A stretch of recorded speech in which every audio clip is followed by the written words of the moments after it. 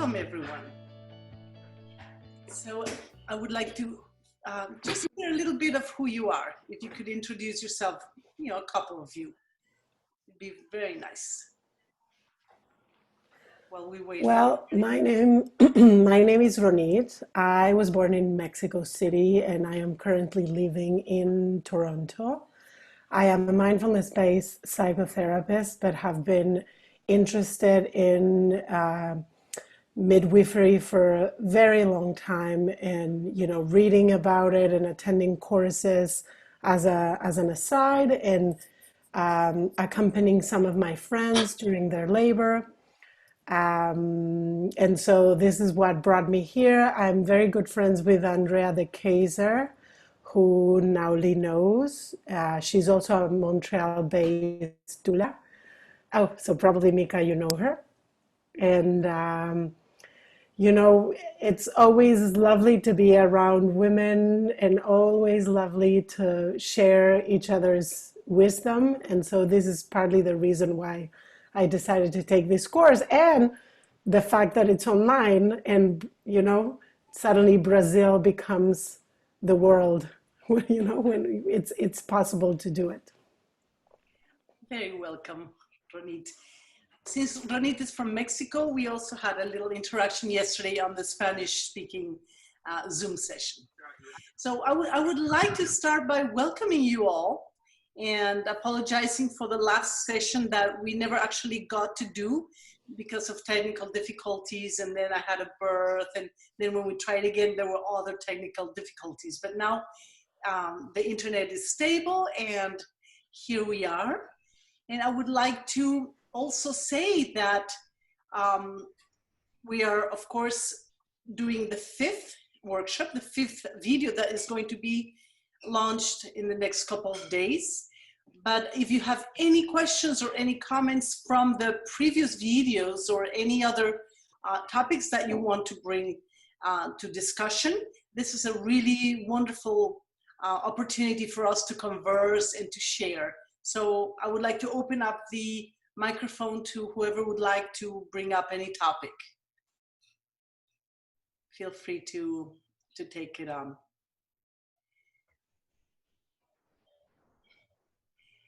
Galaxy, what is your name, Galaxy? Are you in the US or what country are you in? Galaxy J, are you talking to me? Yes. Hi, Naoli. My name is Maíra. I'm actually from Brazil, and I'm honored to be here. Thank you so much. I am in the US right now. I'm in Los Angeles. I'm a beginner midwife. I'm a midwife student with Indie Birth. I don't know if you're familiar with this organization. I've heard Marion about... Green. Yes. Marion Green is my teacher and mentor. She's supposed to come live today, but I don't think she'll be able to. Yeah, I've been in the birth world for about 5 years as a birth doula, but really understood that I wanted to be a midwife very early on. And actually, I gave birth in Brazil. I've given birth 4 times. So the last 2 births were in Brazil with midwives. Rita Pinho was my midwife, and she's one of my, in Brasilia, yeah. So she's my, wonderful mentor, everything in my life. And I've been hearing about you for the past decade. And yeah, so I'm so honored to be in your presence and to have this experience with your knowledge and all the things. Oh, you're very I'm a little bit sick. I have a pink eye. I have the pink eye for the past week, so it hasn't been an easy week for me. But, just going through the process. Yes. I'm very, very glad that we're together in this medium and that we'll be able to share. And very glad to know that Rita is your mentor. She's a very dear friend of mine as well. Very beautiful. I know. Anybody else would like to share something or have any questions or concerns? I'd be really happy to hear from you. I might have a question. I don't know, can you hear me? Yes. Okay, I have a question. It's sort of related, but not exactly related. So I have a question about using the rebozo and using our hands and having a sense of where the baby is. I'm thinking about a client right now who's 40 some weeks, 40 weeks plus some days. And the baby was laying left side and now it's on the right side. And I'm just wondering what your interpretation of accommodating the baby, like, is it, how much do you use like the right left side? Like how do you feel about changing the baby side if it was already once, like it changed because of manipulation? How do you approach the lay of the baby? Okay, that's a really good question. When a baby is with the side to either the right or the left, I don't do anything about it. I know that many people have a preference for the baby to be on the left side because of the anatomy of the pelvis, but I don't worry about it at all. And I honestly have never seen a baby that's on the right side have any problem being born, rotating to come out. So as long as the baby is laterally positioned, I don't do anything about it. And if the baby is actually posterior and the woman is less than 36 weeks gestation, I don't do anything about it either. You know, I just let the pregnancy just continue and we continue to evaluate it. And if the baby is persistently posterior past 36 weeks, then of course the woman will begin to do some positioning, you know, letting her belly hang down and she'd be on all fours, moving to sides, having, just inviting the baby's back to fall on one side. And we can use the rebozo to help this movement, you know, be accomplished. And of course the other techniques that I'll be making a video in the next few months about how to invite the baby to go into better positions, into optimal positions for birth. So just to answer your questions, you know, right or left, you know, I don't find any preference. Yes. Okay, thank you. Sure. I am curious about Bachitar. What country are you from, Bachitar? Sorry for being late. I'm from Germany. Wonderful. Are you a midwife?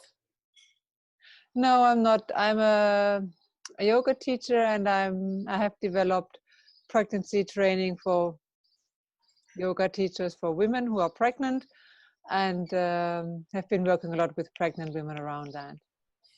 And also we have a 40-day after practice, like bonding and rest really? for the mother, mothering the mother. Yes. You have a program of 40 days beginning the day after the birth?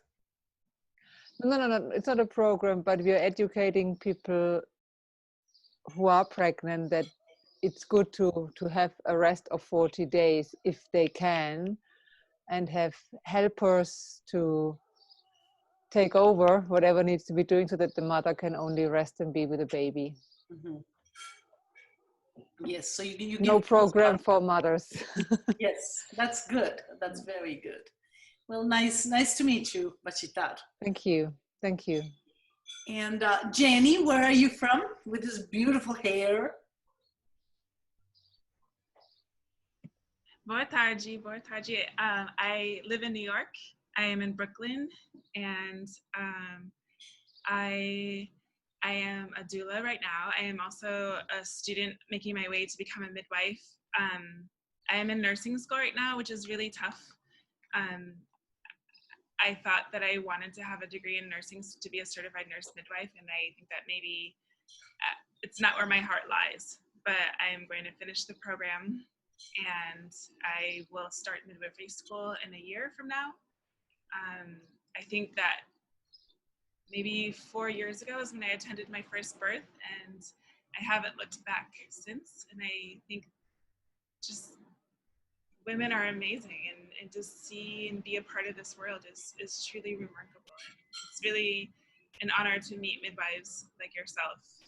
I think here in New York City, there are lots of midwives, but they're not all treated equally.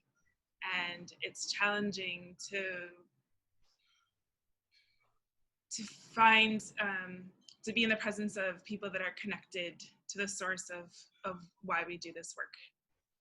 And especially with COVID right now, it's extremely challenging, and lots of women are changing the ways that they are having their babies, and wanting to make sure everyone has supportive and safe care right now is really a big discussion here in the city. Mm-hmm. But thank you for making the time for us and sharing these amazing videos as well on your website. It's a pleasure, very, very, very big pleasure. And it's a very big pleasure to see your faces. You know, truly, one of the things what we've been doing here at home is, besides attending births and doing prenatals and postnatals and adjusting to the COVID times, is intensely producing the videos and editing and speaking with, you know, the pregnant women who are participating, and my whole family participating full time into, but then also watching your faces and realizing who are the people actually sitting behind the screen and watching them. It's very touching, very beautiful. It warms my heart very deeply.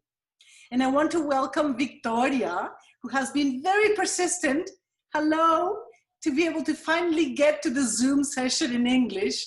I just apologize because of the last time we weren't able to concrete the meeting, but now I want to welcome you very warmly, Victoria. Would you like to introduce yourself briefly? Sorry, I was trying to figure out the mute. I was like, I can't get this mute off. Yes, thank you. My name is Victoria. I am excited to be here.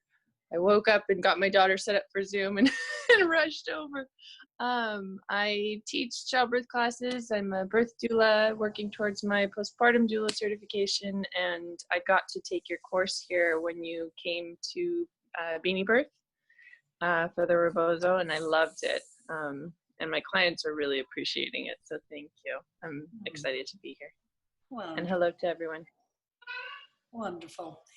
Okay, well, it's an open microphone for whoever would like to ask or interact with everybody else. Okay, so is anybody having some urgent topic you want to talk about? I'll pop in. I don't know if you can hear me. Hello. Yes, thank you for opening up this space for all of us. I have been recently feeling a lot of working with postpartum a lot. I'm an innate postpartum care provider. I don't know if you know Rochelle Garcia, but she's doing a lot with the postpartum, and I'm starting to feel a lot of the really yin energy, the very feminine energy, especially with COVID. And so sometimes I'm feeling that within my own body, and trying to understand that boundary to keep for myself while also being centered while doing my work. Because right now, with so much going on, so much our bodies are in this almost like this state. I live in Paris, so it's a really packed city, and so many people coming out and signs everywhere, and just stepping into this new world is very different. And so the reaction and how mothers are with their children and their newborns, and so I'm having a hard time being able to be the center for the families, because I'm also experiencing that myself and feeling centered, but it's starting to become really heavy for me, and working with the woman and the families for myself. So I'm having to do a lot of cleansing and energy work for myself. And I was wondering maybe if you have any practices, self-care practices that you go into when it starts to kind of become heavy stories from families or from their own personal circumstances. Well, I have my own personal techniques, which are very intuitive and also very basic and roots. For example, I take showers and I sleep. You know, I try to take a good rest and stay in the sunshine, and sometimes walk, you know, on the grass or in the nature with, you know, if you have a garden, just take your shoes off and touch the plants. Many times when you feel charged with some energy that you can't get rid of by breathing and swimming, for example, it's another thing that I used to like to do, either in the ocean or any place that is possible. But touching a plant and caressing the leaves and grounding and bringing into the earth the energy that is overflowing, you know, and that you need filtering, I find it very useful. My mother used to always say to me when I was a child, if I was in a mood that I couldn't really filter out myself, she would always send me to take a shower. And she would teach me that no matter what kind of water it is, could be the river, a waterfall, but just a simple shower.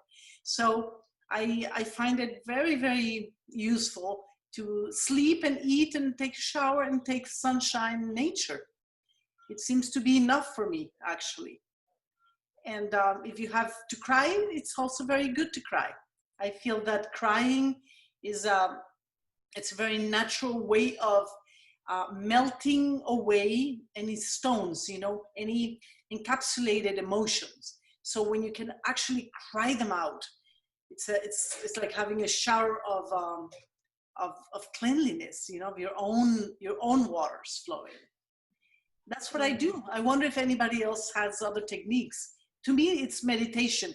And the one other thing is going to another birth, you know, the births themselves, just being in the state of presence, watching a woman in labor and breathing with her and not having anything else to think about or any other worry at all.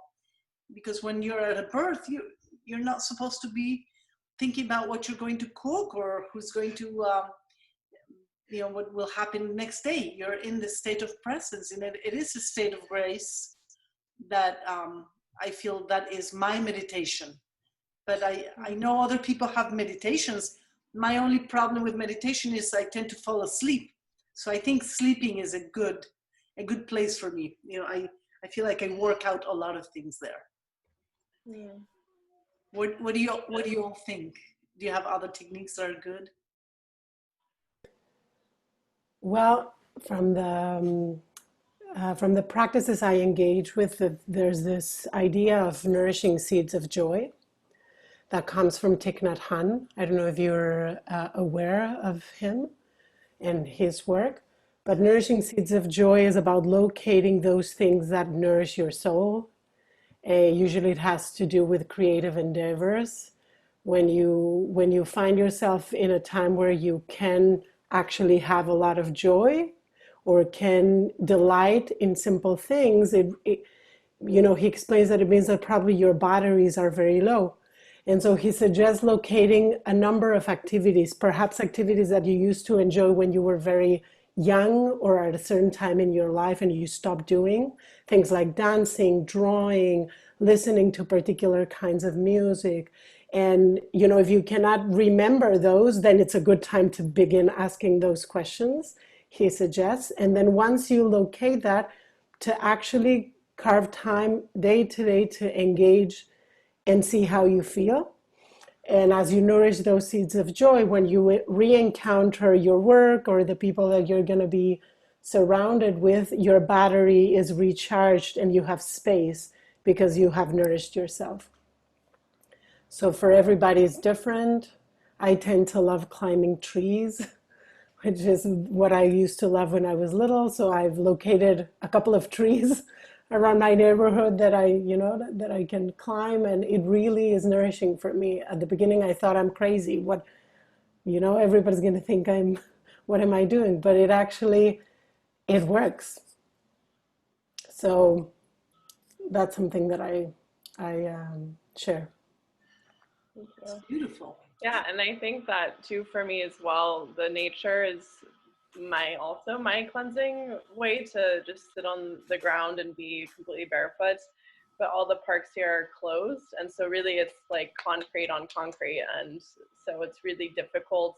And it's also bringing so much more awareness for me of like this space and time and being in a city, like, and recognizing that I'm going to be here for a short amount of time. I don't see this as a long-term space for me to live my life. I see my life really being nourished by the surroundings of the environment and nature, because I feel that that is the right relationship to life.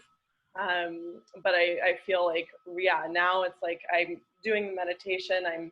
You know, the shower is so helpful for me as well, but it's like really, I have this huge disconnect right now with nature, and I'm really feeling that like everything in my body, like I feel a different electrical charge in my body.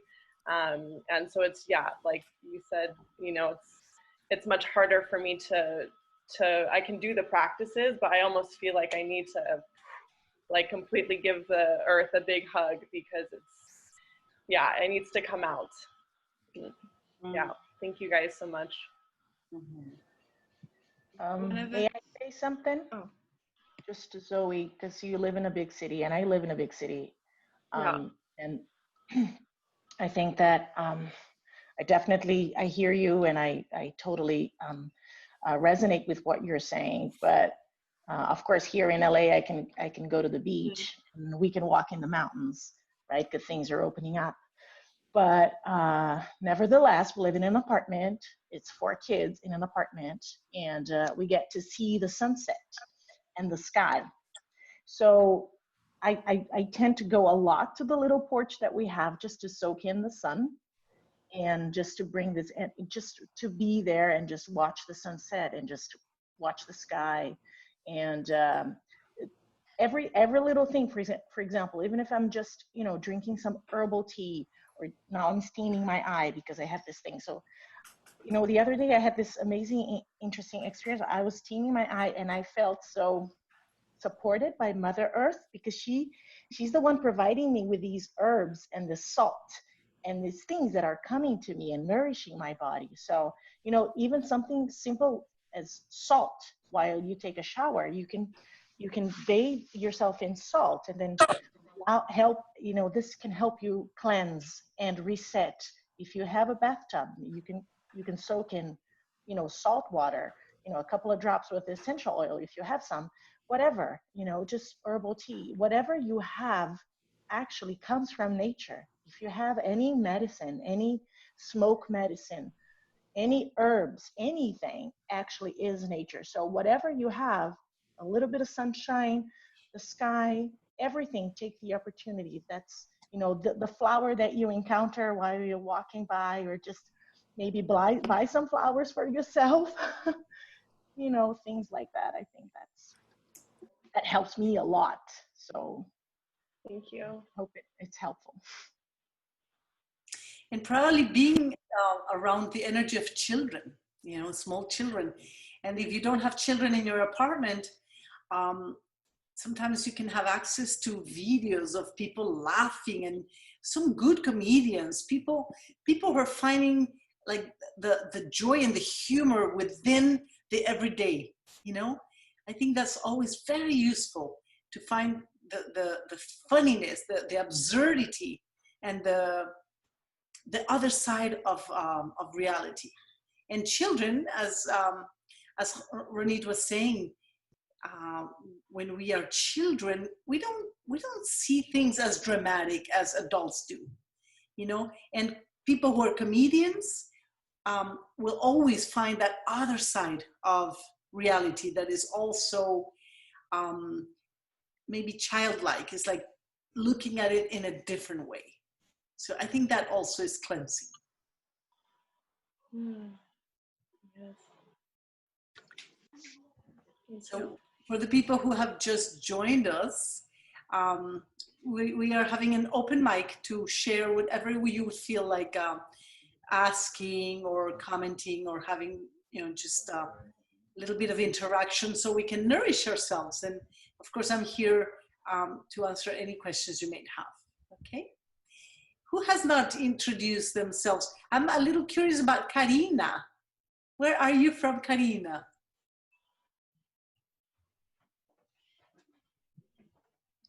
Hi, I'm from South Florida, and I'm currently in my first few months of being a birth doula, also through Indie Birth. Um, and yeah, I'm just happy. I'm happy to be here and just be in everyone's presence. So thank you. Welcome, Karina. And what about Jill Bevington? Where are you from, Jill? I'm in Ohio, rural Ohio in the US, and I'm just kind of beginning stages of learning more about birth, and have gone to a couple rounds with this midwife that serves the Amish women in my area. So hoping to work with her more. Been enjoying your videos, are fabulous. Been practicing the relaxation sequence on some people, none of them pregnant, but but they've enjoyed it immensely, so appreciate that. Wonderful. I'm very glad to hear that. Very, very nice. And what about cities? I don't know how to pronounce your name. Cities. Hello, yeah, I'm Cerise. I'm from Holland, Europe. I'm a birth doula and also postpartum doula. And I also followed a workshop from Angelina Martinez. And somehow I feel really connected to the indigenous wisdom from, so that's also why I'm attracted to you, Naoli. And Holland is a special country because we have a lot of home births. It's very normal. And so there's a lot of possibilities here. But it's really nice to connect the wisdom like you share, Naoli. So I'm really grateful for that. I also learned about the rebozo and work with it. And yeah, where I'm interested in is also the placenta and also what you can do after birth. I did a course from the IPA training. It's an online course. But I'm really curious what how it can benefit the mother and the baby, and also the postpartum wisdom, because I saw a really beautiful video that you have a practice with a lady in postpartum time, and it really touched my heart how beautiful it was and what you can do for a lady after birth. So yeah. Oh, very nice. So nice to meet you. And I think we will be doing another video later on, specifically on the placenta, all the different things we can do with the placenta. But I'd like to tell you that the ointment that we made a video for, last video we made was for preparation of ointments using different plants or different natural remedies. And I mentioned the placenta because you can also take little fillets of placenta. Maybe you could use like a handful of small fillets to put into 1.5 liters of oil, the olive oil. Instead of the plants, you would put the placenta and let it simmer in the boiler. And that would be very special ointment that has the properties of the placenta, which are healing, which are, you know, some women love to put them on their face or use it for the baby's bottom. Yeah, so it's a very special ointment, which I would certainly devote it to the mother herself or her baby. It's not something you would make for other women. So the placenta should be specifically for that same woman in that same family. And that is something that I was being asked recently in relation to the COVID times and the placenta, whether I consider the placenta to be a safe material to be working with. And of course, I would say that there's so many things we still don't know about the virus of the coronavirus. If the woman gave birth, if by chance she has COVID, asymptomatic or even confirmed, the placenta of her own birth will not be damaging or hurting her because she already has it. So she will probably become immune if she's not already immune. And also, if the baby was born through her, the placenta will already be part of the baby. So I don't think it's something you should be worrying about or not using placentas at this time. It's just simply something you need to be very aware to protect yourself when you handle the placenta, as it may have the virus, right? And just not give it to any different woman, any other women, just devote it to the woman herself. Okay. Any other question there that you may have?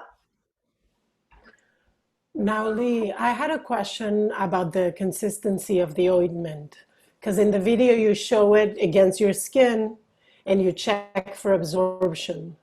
So when it doesn't absorb, what was the mistake? You added too much shea butter or too much beeswax?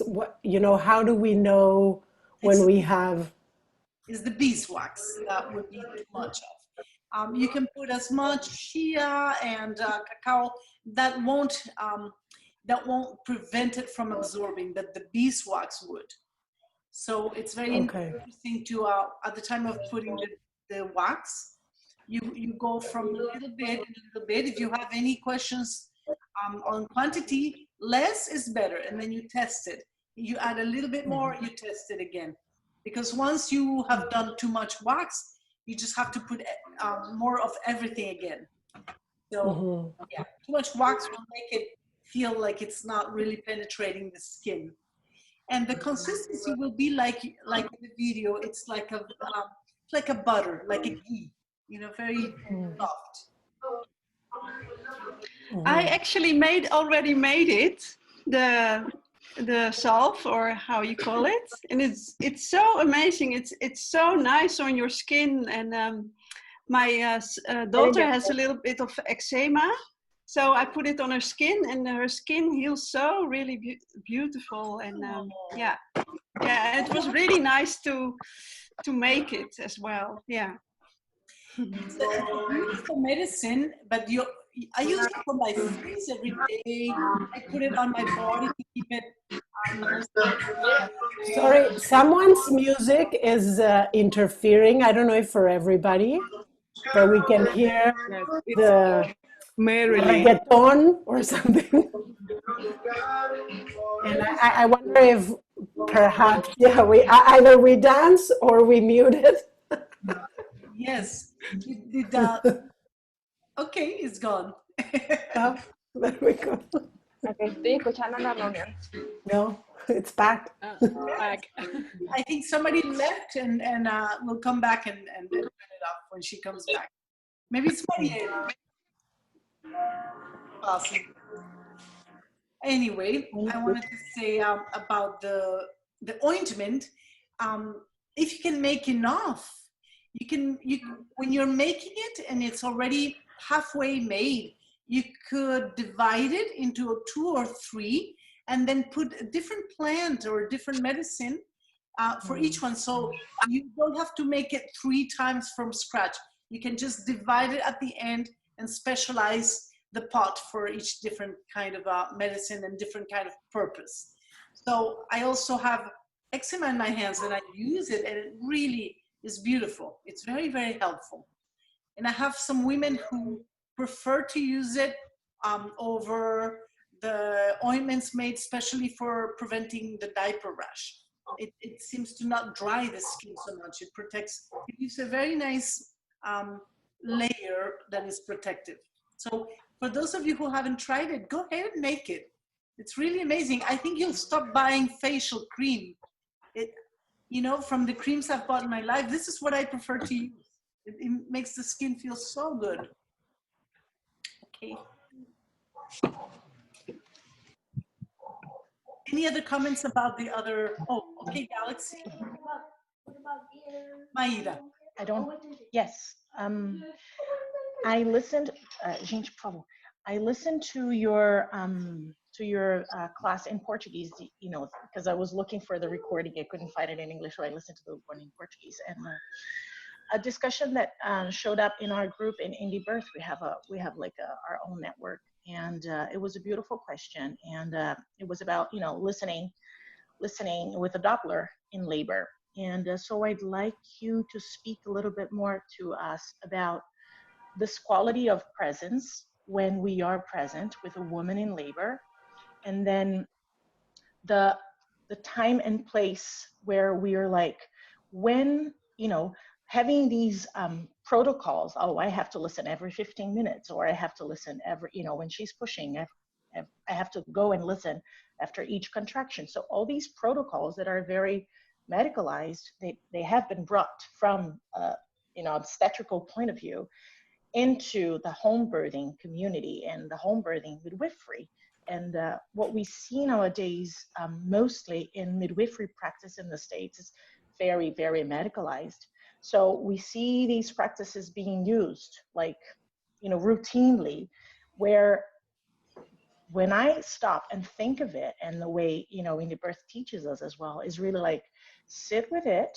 We're not saying, you know, things are, you can't use a Doppler, you can't use this, you can't use that, but no dogma. But at the same time, you know, how to be present in the moment with that woman so that you know when to listen. Is it, you know, does she want to listen? Do we feel a need to listen? How does she feel? So this could be applied to any other things. In the video in Portuguese, you were talking about, you know, a potential cervical lip. So in the first place, how do you know about there's a cervical lip? Because, you know, you at some point there was a need to go inside. This woman wanted you to go inside, so you felt there was a lip. So, you know, all these techniques, could you speak a little bit about that, about the quality of presence in being at birth, and then using the tools that you know that you know, can help that woman, and how do you deal with this dance, you know? Mm-hmm. Yes, of course. Love to talk about it. We are running out of time, so I'll invite you to click again on the same link. So let's everybody go back to re-meet, and we'll go into this topic, okay? So you were asking, Maíra, about the quality of presence during a birth, and what would you use as a standard for when to do a vaginal exam, when to listen to the baby's heart, all the tools of a midwife, and, you know, do you do them just as a protocol, or do you do them in a way that the woman and the baby might be needing them? So my answer, you know, really is a very subjective answer because of all the years that I've already been a midwife. I think that from the beginning of my practice, when I was much younger, I was probably checking a lot more because it was also a process of learning.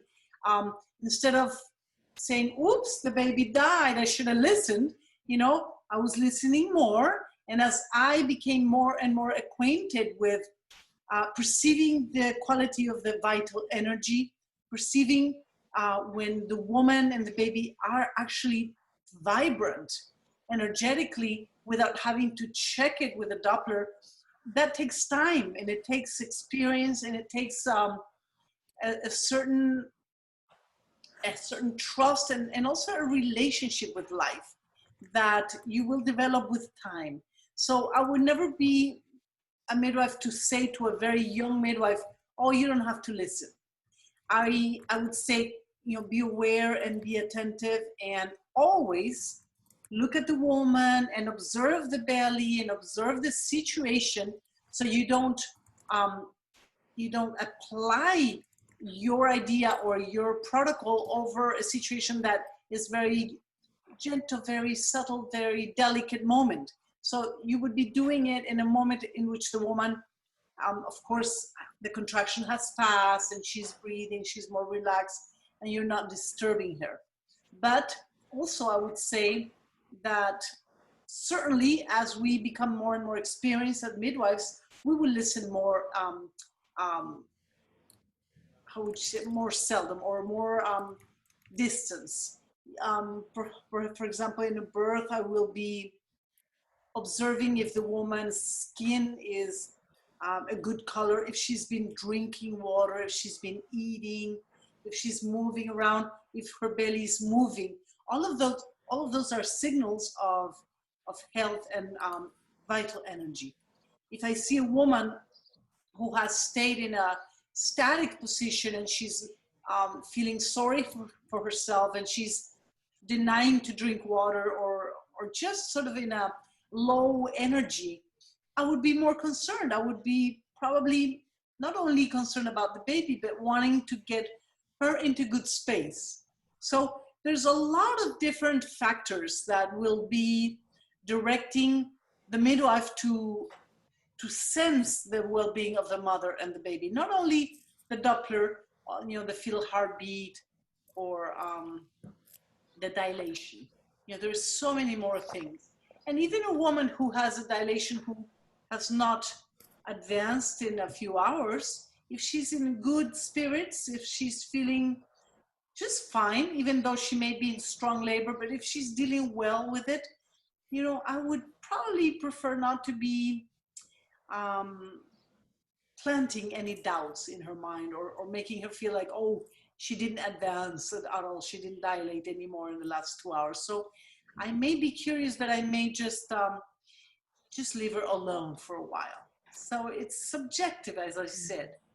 And as you said also, the state of presence, the being connected with the woman is a very big factor for perceiving. And I always like to say that the qualities of being a good lover are the same qualities for being a good midwife. You can't be distracted with your cell phone or having thoughts about other things when you're at a birth. You have to really be feeling the woman, perceiving her, attentive to her signals, attentive to her expressions that are subtle. And that makes for a good lover too.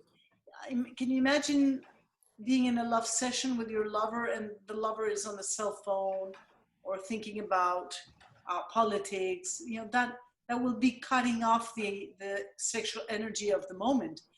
At birth, since we are dealing with sexual energy inherently, because the birth is on that level, very subtle, very strong on the sexual realm, we would probably be causing the same interference and also blocking our own intuition, our own connectedness, if we are engaging in many other things instead of just being perceiving the woman. I think I've probably answered what you were saying, unless you feel there was something else I did not touch upon.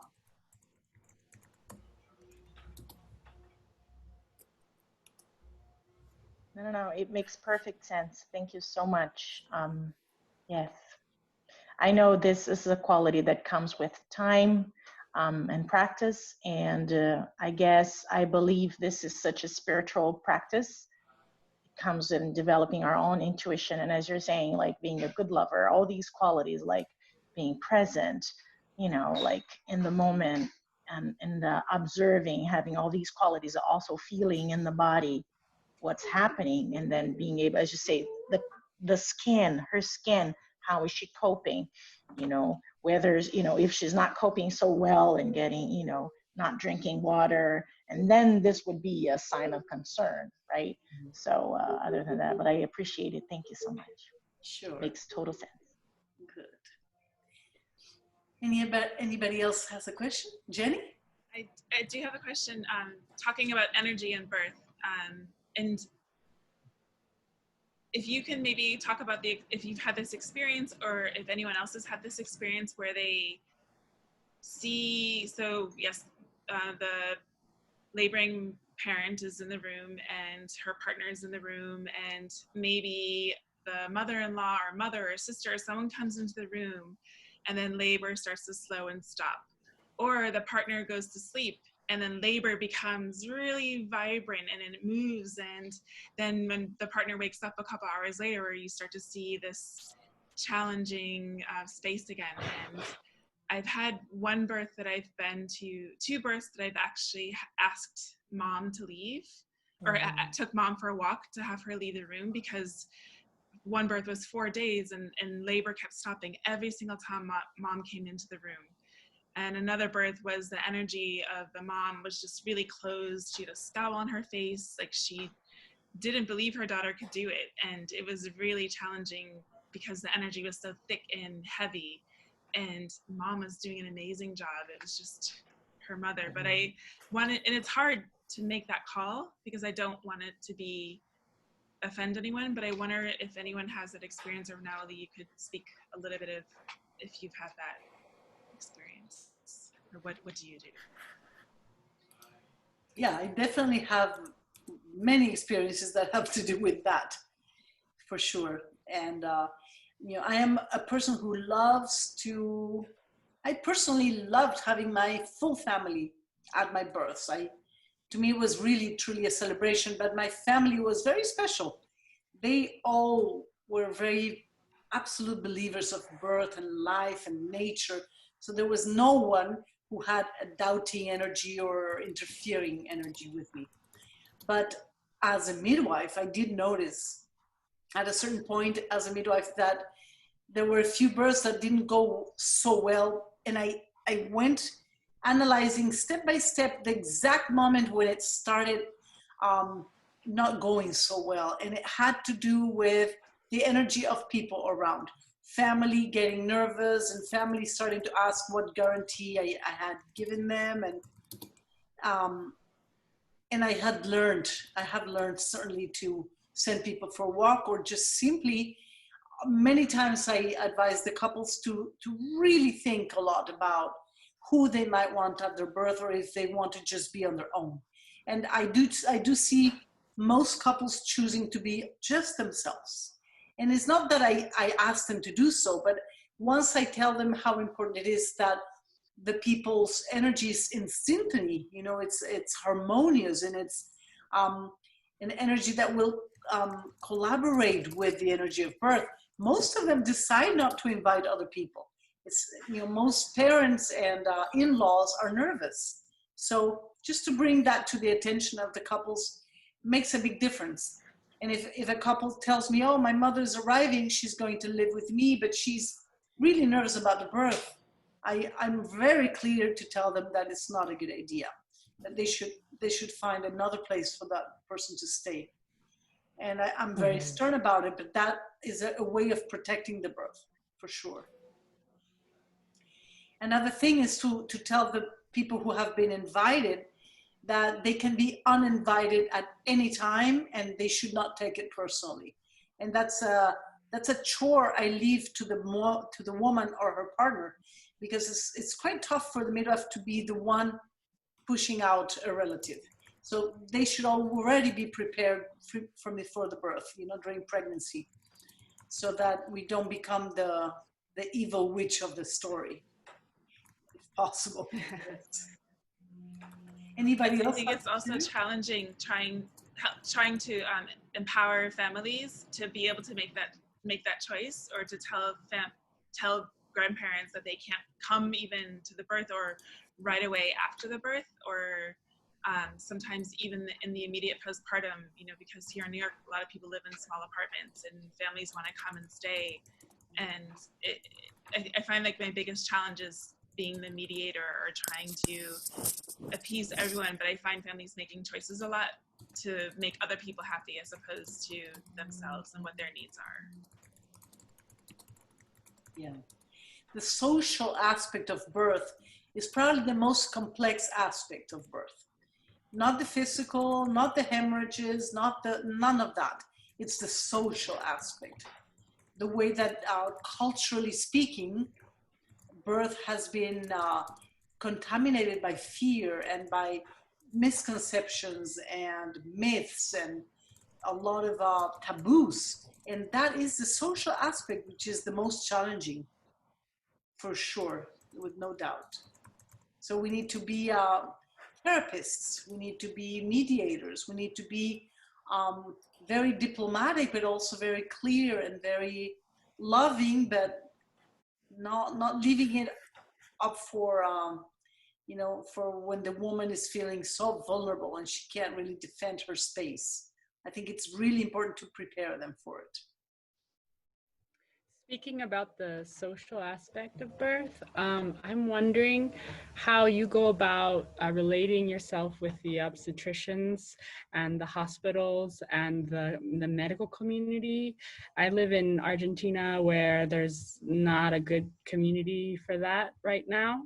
I think there's people working on it, but since I'm just new here now, I'm gonna get more acquainted soon. But how do you, when there's direct pushback on that you are doing because you are seen as the other, as, you know, like not safe or, you know, challenging medicalized institution, how do you create a safe place to work? And let's see if I understood well. You're referring to the family members that are not very happy about the home birth, or medical community? The medical community? The medical, yeah. Well,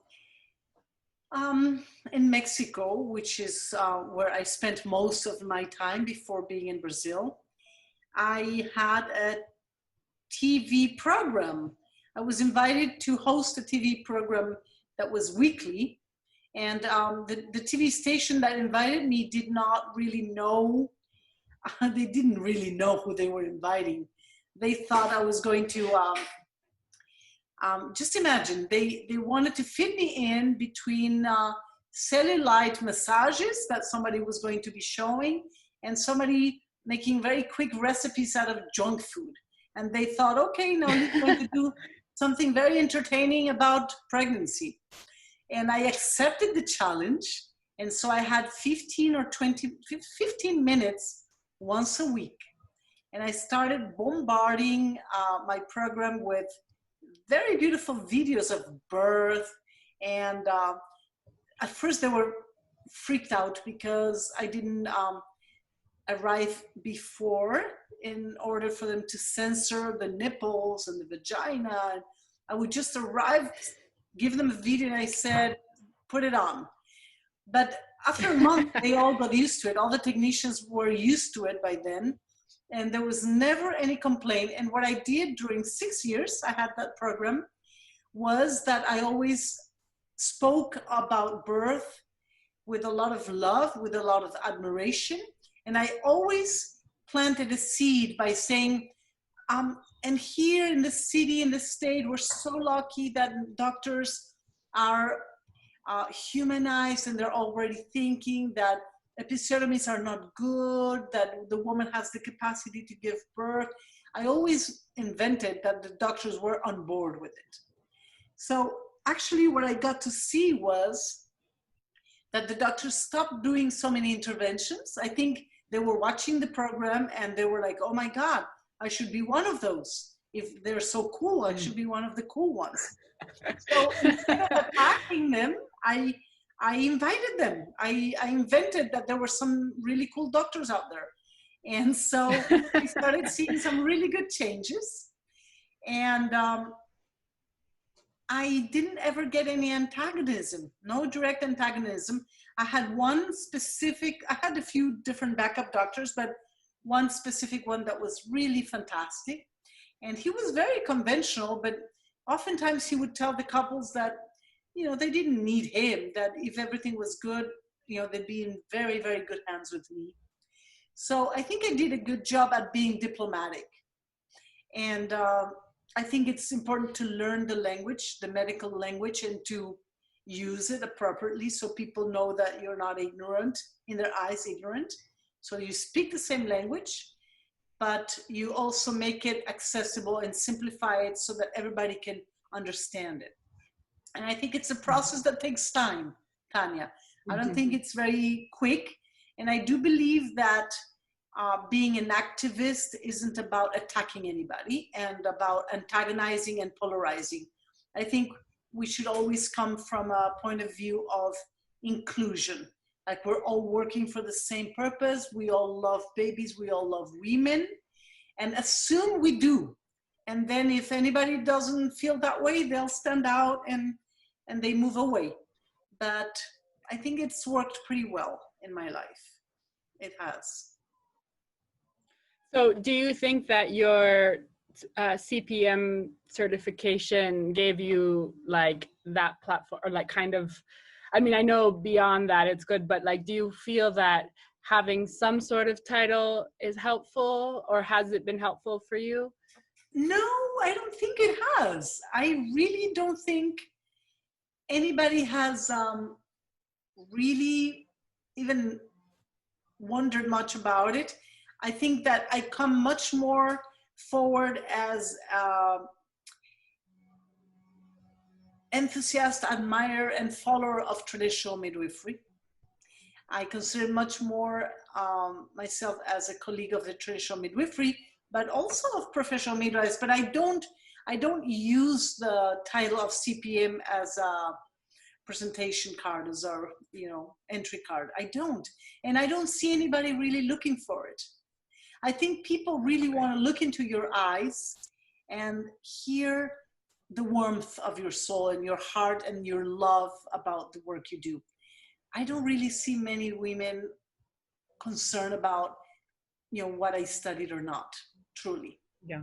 Yeah. But I guess I meant more in terms with like the medical professionals. Nobody's really asked. No. Okay. And I know that many of the Brazilian professionals, they don't even know I have a CPM. It just comes as a surprise when I mention it. I've mentioned it twice and they were like, oh, really? Yeah, it hasn't. Okay. But I feel that I'm a big advocate of bringing all types of midwives as sisters. I don't feel that is superior over traditional midwives, or that a midwife should be trained or should go, through the medicalized system in order to become good. I think anybody has the capacity to learn all the techniques. And when I have organized midwifery conferences, which I've already organized about 8 in my life, big ones, I always bring together the professional midwives and traditional midwives to share knowledge, and we learn about plants and we teach about suturing, and we, it's like one body of knowledge. And that's also my feeling about the workshops I teach. I always want to welcome everybody, anybody in any level that you may be, because it's a human event, birth. It's mostly a human event that, yes, it may have to do a little bit with medicine and with obstetrics and with other things, but it's basically a human event. And of course, I'm personally always wanting to be prepared and to learn as much as possible, but that's in all the possible realms. Yeah, I believe that being inclusive and welcoming works much, much better than polarizing. And I sadly see in many countries, people become very polarized. People tend to get defensive on how they do things and what their path has been, and trying to sort of defend their way of doing things. And I think it should be seen differently, a little bit differently. It's just one more way of doing things, and there are 1,000 possible good ways of doing it. Perhaps we need to say goodbye. It's been 1 hour, and I would like to see if any of you have not yet joined the Facebook forum, go ahead, and we'll continue to be having exchanges there. People from all the different countries. It's I think 35 countries already that have been signing up for the workshops, and people are introducing themselves. So if you have any questions or concerns, you can go there, and I try to keep myself present there as well during the month. Okay, and otherwise be prepared for the video that's coming up in a few days. It has the title of The Feminine Power in Birth. So be prepared. It's coming really beautifully. We're finishing the final touches of it before we go into the translation and posting it on the 1st of July. No, 1st of June. Okay? So I want to embrace you and kiss you, all of you. Please take very good care of yourselves and communicate anything that you may want to share with us on the forum. And we will see you next month about the same date, okay?